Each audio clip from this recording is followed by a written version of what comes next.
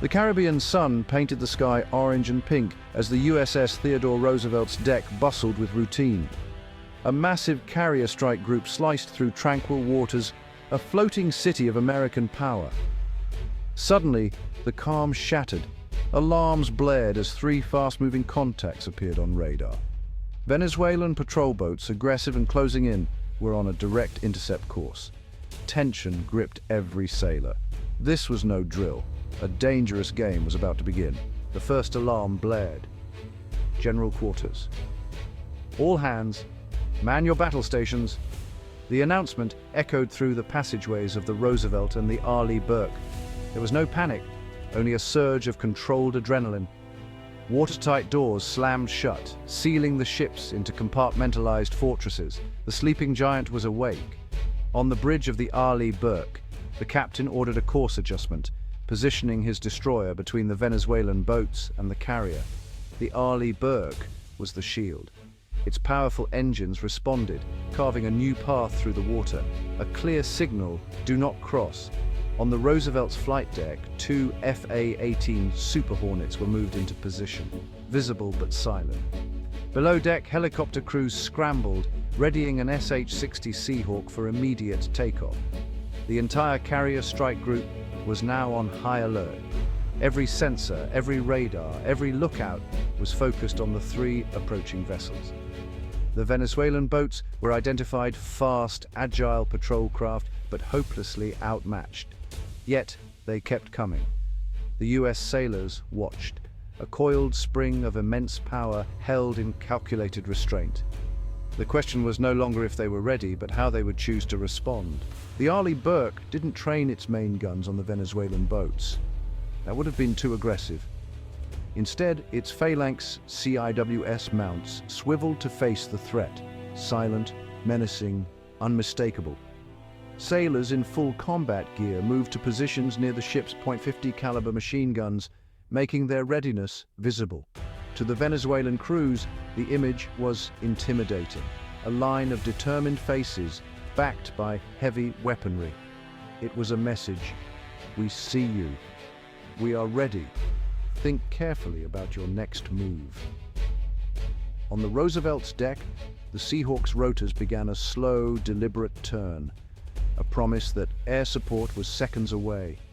The US Navy was showing its cards one by one without firing a shot. This was posture, overwhelming capability, disciplined restraint. The goal was not to provoke a fight, but to prevent one. By displaying power with control, the US Navy was giving their opponents a chance to reconsider. The carrier group held its course, a steady, unyielding presence. The destroyer held its position. The weapons remained visible. The helicopter rotors continued to turn. The entire force was a picture of immense power, perfectly contained. The Venezuelans were being shown the escalation ladder, step by step. The message was clear: escalation would be their choice, not America's.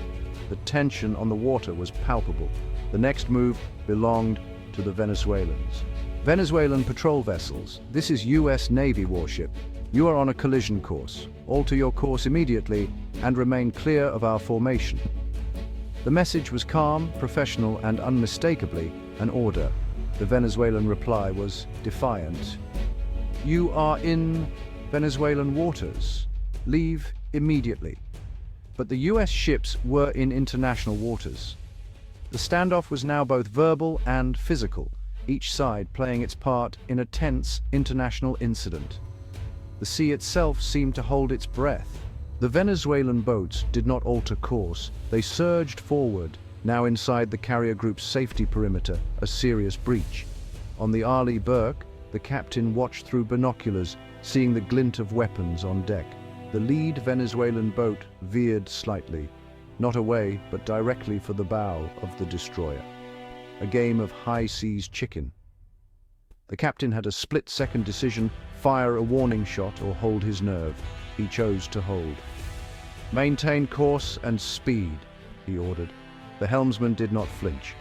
The destroyer continued forward, path unchanged, a display of confidence and resolve. The message: we will not yield. We will not be intimidated. The psychological pressure on the Venezuelan commander was immense. The two vessels grew closer, the distance shrinking to mere yards. American sailors on deck stood their ground, eyes locked on the approaching boat. This was the moment of truth. Who would blink first? The fate of dozens of sailors and the relationship between two nations rested on the next few seconds. The roar of engines filled the air. The tension was at its breaking point. The world seemed to hold its breath. The confrontation had reached its climax. The next move would decide everything. The captain of the Arleigh Burke stood like a statue, eyes locked on the lead Venezuelan boat. His crew mirrored his calm resolve. No panic, just focused execution. This discipline was a weapon projecting absolute control.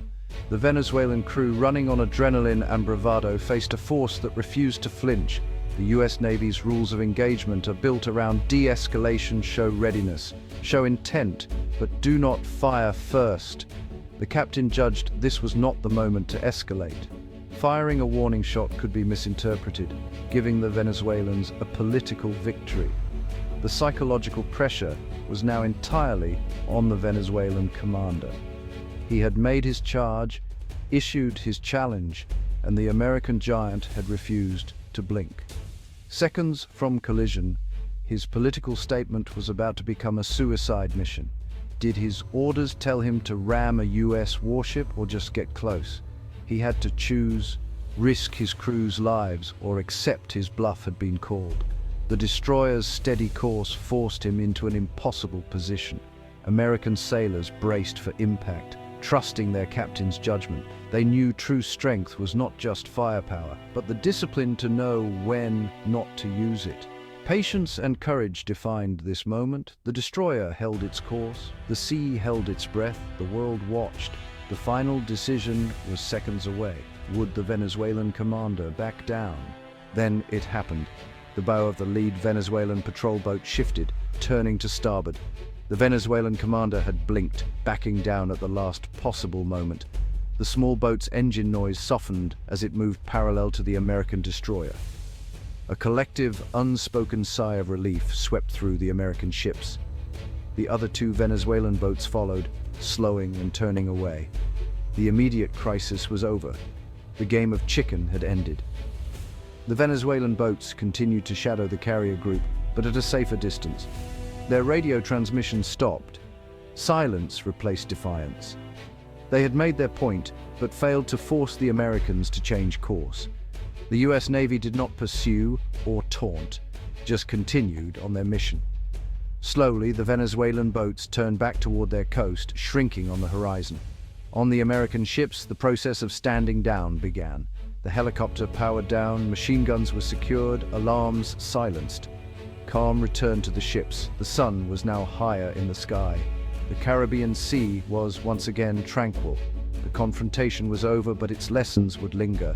The standoff at sea was over. Not a single shot fired, no one injured, no ships damaged. A dangerous line was approached, stared at, and ultimately respected. This was a contest of wills, a psychological duel fought with posture, discipline, and nerve. The captain's restraint was not weakness, but profound strength. Would you have held your nerve?